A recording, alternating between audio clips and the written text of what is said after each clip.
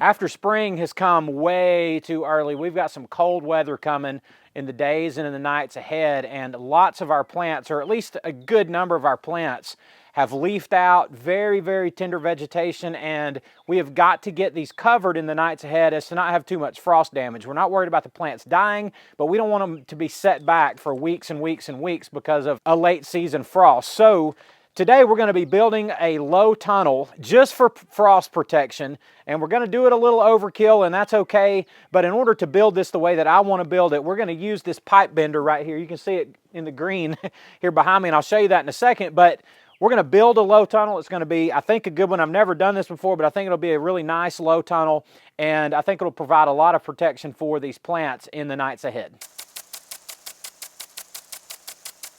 All right, guys, what I'm going to use for the frame of our low tunnel is electrical conduit, and this is 3/4 inch conduit, 10 feet long, and that's what you need to make this particular tunnel that's going to be 6 feet wide, and it looks like it's about 3.5 or 4 feet tall. I haven't measured it, but you kind of get the idea. And this is just like the pipe bender that I use to build our shade houses with, except it makes a much steeper angle on the arch, so it makes a much smaller arch. So you just take these, just like we did on our shade house build, and you stick it through there. I'm going to say about 10 inches, but I'm not measuring that. If you want it to be perfect, then measure it, knock yourself out. It doesn't matter to me. And then we're going to just step out this way and give this a pull down. This is considerably easier to bend than the poles were for the shade house. It gets a lot smaller metal, but you just push it on around and you bend it down, you bend it down, and you just keep following this all the way around. This particular pipe bender comes with a cheater bar, so for this last one that starts getting kind of tight, you can insert that into the end, and it just makes that last bend or two really easy here for your last few inches. So that's really all there is to it. So then I'll just pull this out, and you've got a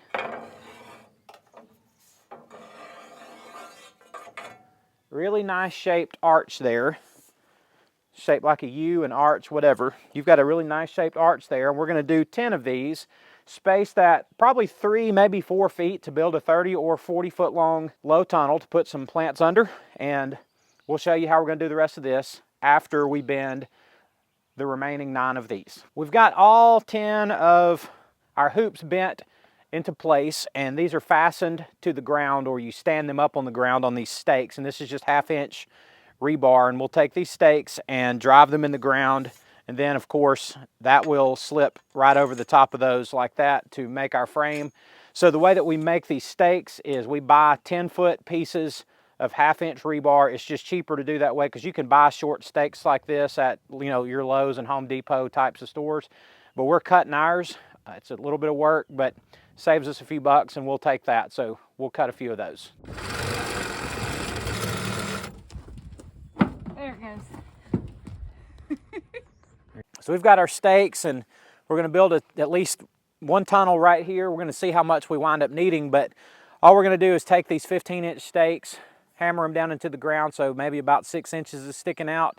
I don't know exactly how much needs to stick out, but we're going to do it about 6 inches. I'm not going to measure them. I'm going to eyeball all of it, and we're just going to go right down here with our first row.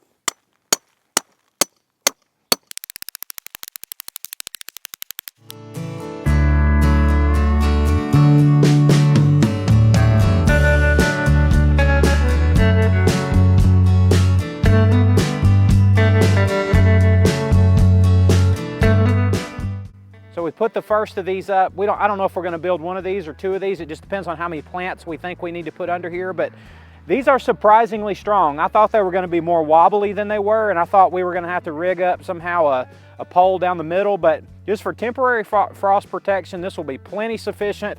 Really pleased with how this part of it turned out. Now it's time to move a whole bunch of plants.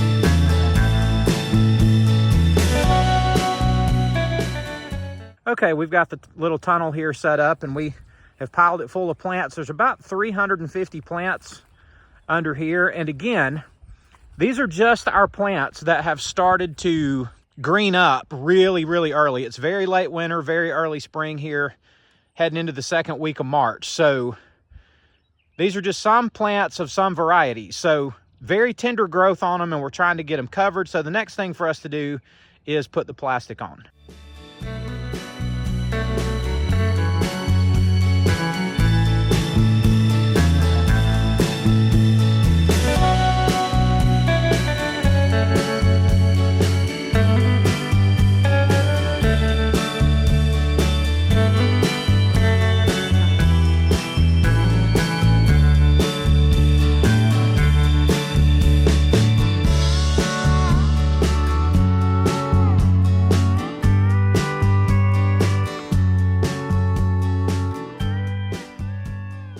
And this tunnel's about 30 feet long, somewhere around 300 plants under it, maybe 325. We have built a couple of other low tunnels. One of them has been there all winter, but we built another one just for frost protection for some of our tender plants, again, that have come out early this very, very, very early spring. So we're hoping that at least our most tender plants will be well protected in these upcoming cold nights. And most of our plants haven't even started to wake up yet, so all the better for them. So anyway, we just wanted to show y'all how we're doing this, and maybe it'll give you an idea on how to cover your plants if you got lots of plants, especially in a small nursery, for cold spells, for warm times during the spring when things get growing a little too quick. But hope it's helpful to you today. So we continue to trudge forward, getting everything ready out here for what will eventually be opening day. But in the meantime, we really appreciate y'all watching our videos every week, or if this is your first time, welcome here. But guys, we love y'all. Thanks for watching, and we'll see you on the next one.